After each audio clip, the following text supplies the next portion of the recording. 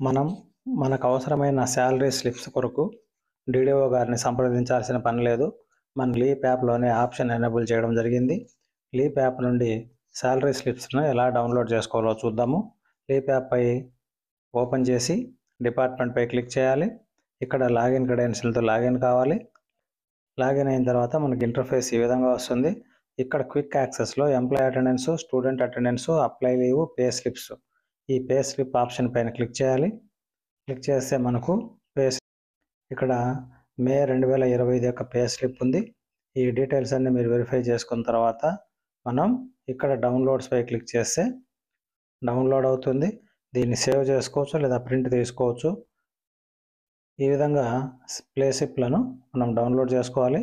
ఇక్కడ మంత్ పైన క్లిక్ చేసినట్లయితే మనకు ప్రస్తుతానికైతే జనవరి 2025 నుండి అందుబాటులో ఉన్నాయి.